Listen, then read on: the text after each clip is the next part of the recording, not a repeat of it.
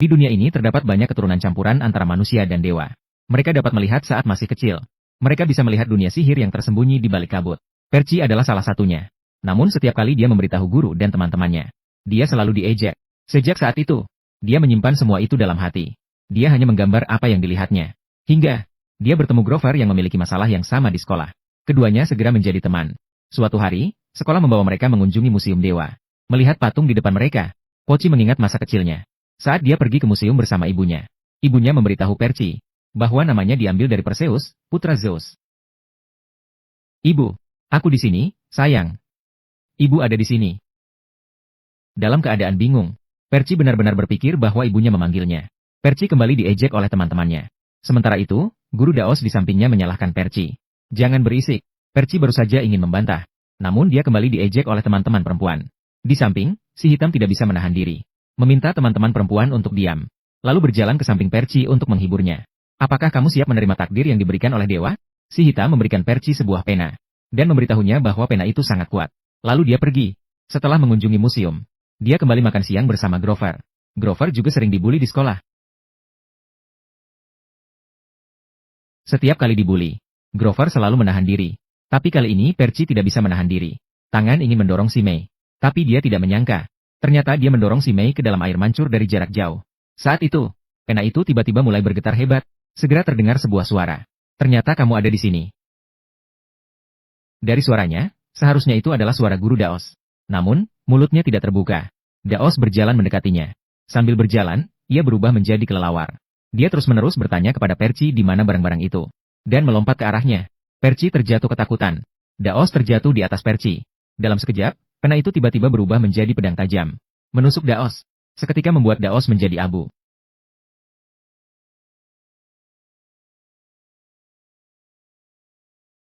Saat itu juga, Perci bangun dari koma. Dia menceritakan tentang melihat guru Daos berubah menjadi monster. Memberitahu Lau Hei. Namun, All Black berkata bahwa tidak ada guru Daos di sini. Karena Perci mendorong Xiao Mei ke dalam air mancur. Jadi dia diinterogasi oleh sekolah. Perci berkata bahwa dia tidak menyentuh Xiao Mei. Namun, Grover yang biasanya baik tiba-tiba berkhianat. Dia berkata bahwa dia melihat Perci dengan mata kepalanya sendiri. Mendorong Xiao Mei ke dalam air mancur. Perci tidak mengerti mengapa Grover melakukan hal itu. Dan sangat terkejut. Perilaku ini sebenarnya cukup serius. Jadi, sekolah memutuskan untuk mengeluarkan Perci.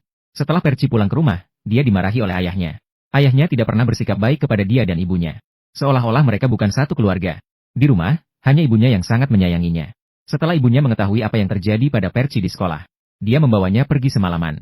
Kembali ke sebuah kabin kayu di Montau. Dalam perjalanan, Pochi tertidur dan bermimpi. Suatu malam yang hujan deras. Di depan, lautan yang dipenuhi kabut. Muncul sosok yang memegang lampu, tampak seperti manusia tetapi bukan. Dia melihat bahwa Perci adalah seorang campuran.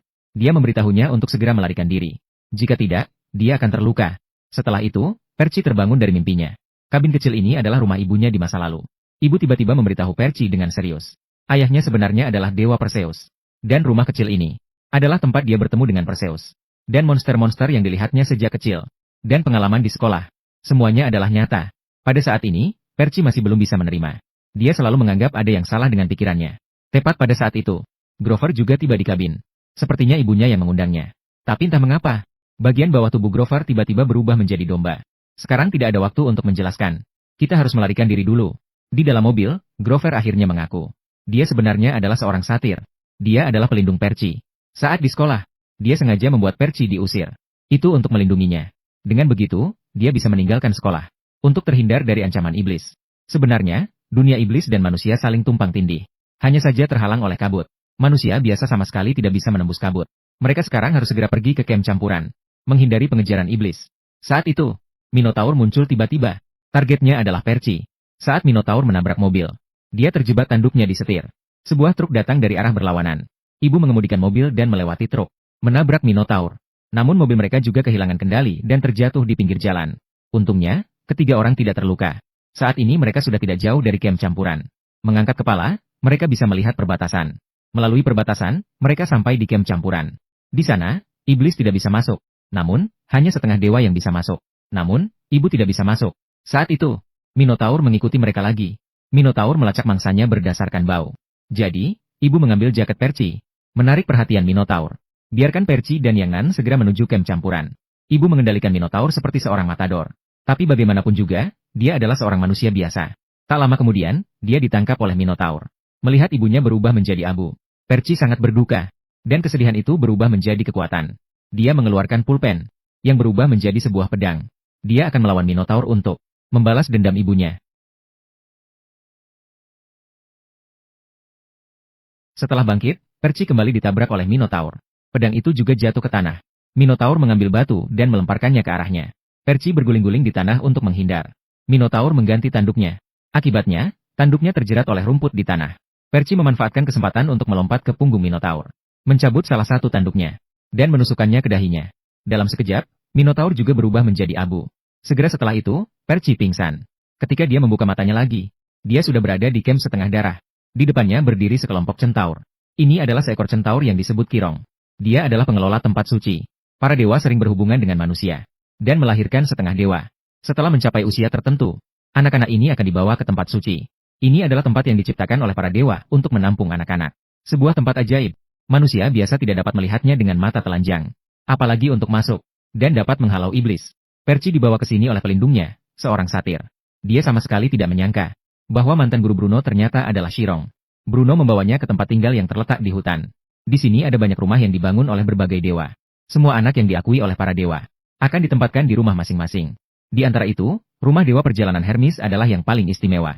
Di rumahnya tidak hanya tinggal dua anaknya sendiri, tetapi juga tinggal anak-anak yang belum diakui. Dan Percy belum diklaim. Jadi, dia ditempatkan sementara di sini oleh Bruno. Percy tampaknya sudah menjadi selebriti di tempat suci, karena dia telah membunuh seekor Minotaur tadi malam. Anak Hermes, Luke. Dia adalah yang pertama mendekat dan menyapanya. Di sisi lain, pria domba datang ke parlemen untuk melaporkan. Dia dengan aman membawa Percy ke tempat suci. Tetapi di dewan, dia mendengar berita yang mengejutkan. Sangat terkejut. Jadi, dia mencari Bruno semalaman. Di dewan, dibahas tentang ibu Percy diserang oleh Minotaur. Kemudian dia menjadi abu dan kematian ini. Cara ini bukan cara yang seharusnya dimiliki manusia. Manusia diserang oleh Minotaur. Seharusnya diperas dan meledak seperti pisang. Dan Raja Kegelapan Hades dapat campur tangan sebelum seseorang meninggal. Jadi diduga bahwa ibu Percy masih hidup. Dibawa pergi oleh Hades. Namun, Bruno tidak terkejut mendengar berita ini. Dia sudah tahu sejak lama. Bruno memperingatkan satir untuk tidak memberitahu Percy, agar tidak menimbulkan masalah yang tidak perlu. Malam itu, Percy bermimpi lagi. Dia bermimpi tentang Hades. Hanya saja dia sendiri tidak menyadarinya. Kamu ingin mendapatkan kembali sesuatu yang hilang. Kamu ingin menegakkan keadilan. Luke sebagai anak Hermes menunjukkan rasa hormat kepada tuan rumah. Sangat memperhatikan Percy. Dia memberitahu Percy bahwa dia juga harus berlatih di sini untuk meraih kehormatan. Kehormatan dapat membuatmu memiliki status dan wibawa. Saat itu, mereka bertemu dengan putri dewa perang Ares yang bernama Black Girl. Gadis hitam dengan kasar menjatuhkan Posi. Gadis hitam tidak percaya bahwa Posi telah mengalahkan Minotaur. Jadi dia sengaja mencari masalah dengannya. Sampai Luke muncul. Barulah dia pergi. Luke adalah pendekar pedang terkuat di sini. Ini juga merupakan suatu kehormatan. Jadi gadis hitam tidak berani menantangnya. Posi memutuskan untuk mencari kehormatannya sendiri. Dengan cara ini, dia bisa menghindari dibuli oleh gadis hitam. Luke membawanya untuk mencoba berbagai latihan. Ingin menemukan keahliannya. Tapi baik itu memanah atau menempa pedang, dia tidak mampu melakukannya. Ketika malam tiba, Posi kembali terjebak oleh gadis hitam. Dengan Luke di sisiku sepanjang hari, dia tidak berani bertindak sembarangan. Sekarang hanya Posi yang tersisa sendirian. Itu akan lebih mudah. Mereka membawa Posi ke toilet. Ingin memaksa Posi minum air toilet. Baru saja menekan kepalanya ke dalam. Air di toilet malah hilang.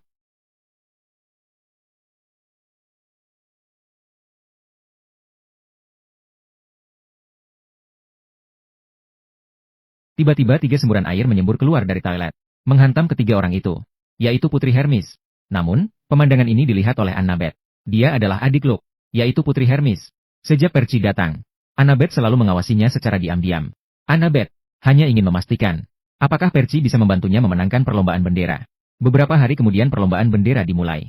Pertandingan dibagi menjadi dua pihak. Selama berhasil merebut bendera lawan, itu dianggap menang. Dalam pertandingan, masing-masing dapat menggunakan monster mereka. Monster Percy adalah sebuah pena yang bisa berubah menjadi pedang. Kakak dan adik Percy dan Luke ada di tim biru. Setelah pertandingan dimulai, lainnya dipimpin oleh Luke, menjaga bendera mereka dengan baik. Sementara Annabeth membawa Percy ke tengah bukit.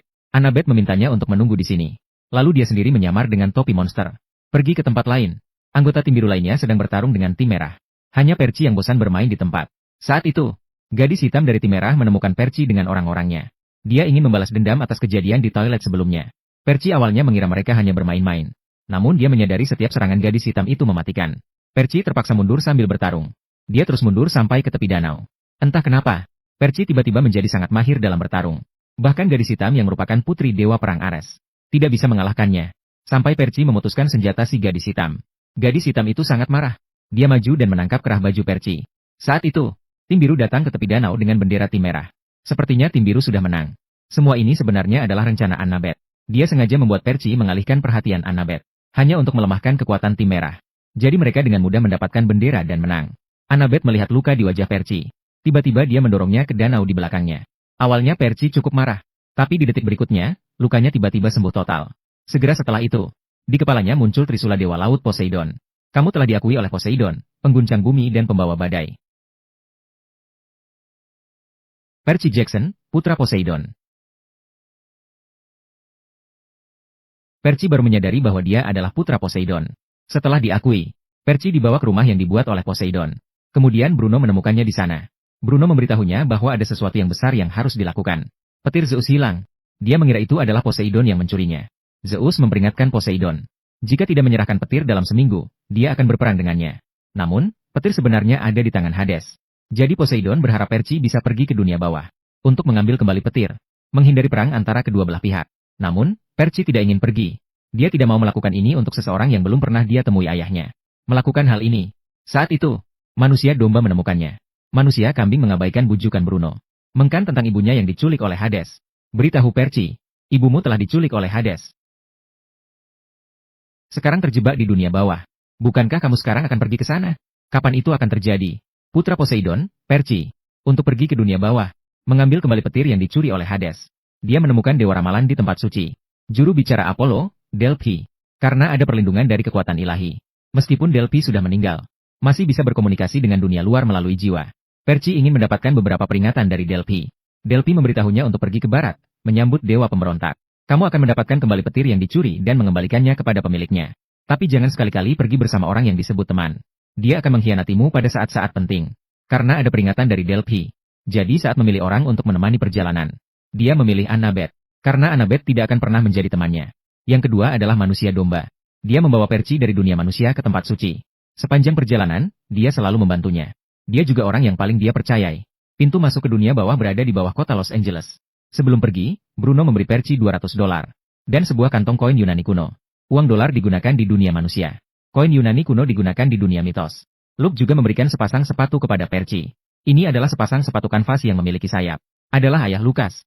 Hadiah dari dewa perjalanan, Hermes. Mia. Mungkin di masa depan, Percy masih bisa memanfaatkannya. Setelah semuanya siap, Annabeth tiba di depan sebuah pohon. Pohon ini adalah ilusi dari Thalia, putri Zeus. Dulu, Thalia dan Annabeth serta yang lainnya. Dalam perjalanan menuju tempat suci, dikejar oleh monster. Thalia mengorbankan hidupnya untuk melindungi orang lain.